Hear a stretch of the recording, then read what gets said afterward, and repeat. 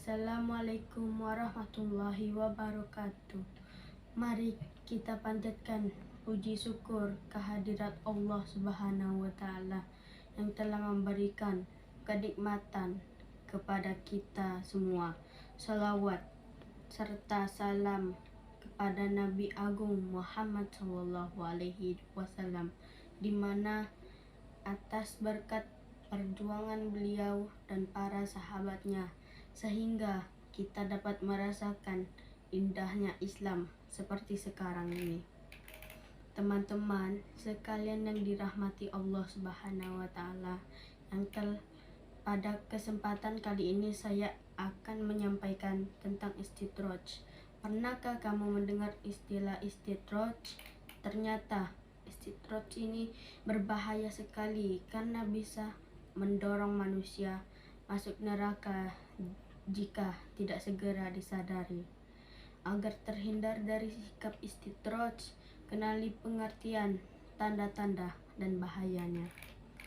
Menurut Hasbi Asyidiki, istidroj adalah pemanjaan agar terjerumus kepada kehinaan, padahal ini merupakan pancingan untuk melakukan pelanggaran yang lebih besar, sehingga sanksi yang diterima juga lebih besar.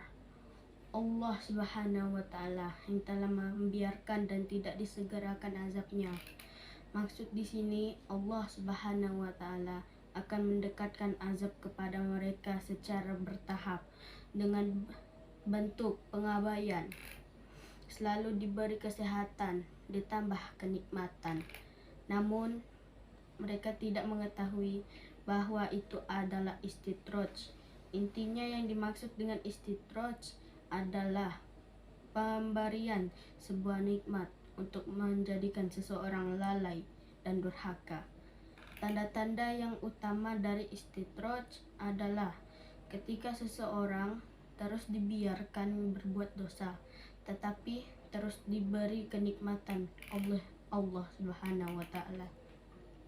Dalam surah An-An'am ayat 44 dicontohkan mengenai istidroj, yaitu ketika seseorang berbuat dosa akan ditambah kesenangannya supaya mereka lupa untuk mohon ampun kepada Allah Subhanahu wa Ta'ala, sehingga apabila mereka bergembira dengan apa yang telah diberikan kepada mereka, kami siksa mereka dengan sekonyong-konyong.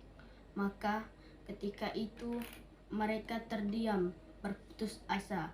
Quran Surah Al-An'am ayat 44. Oleh karenanya, ketika kita merasa sudah banyak berbuat maksiat, tapi Allah tidak menampakkan sangsara, hati-hati ya teman-teman, karena bisa jadi Allah sedang membiarkan teman-teman tenggelam dalam dosa karena tidak pernah mengingatnya.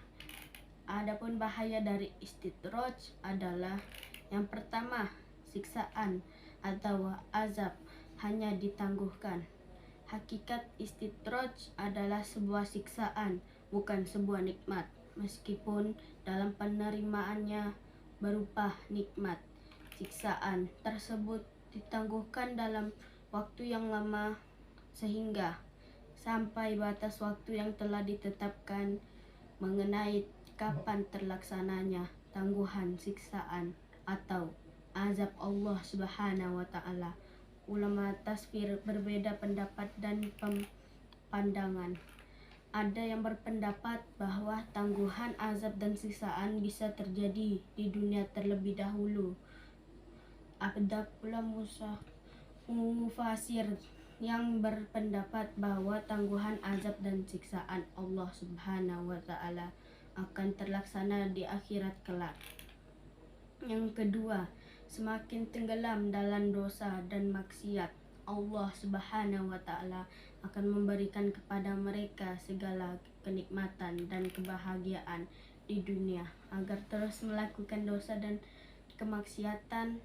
Apabila tiba hari akhir, Allah Subhanahu wa Ta'ala akan mengazab mereka dengan penuh siksa.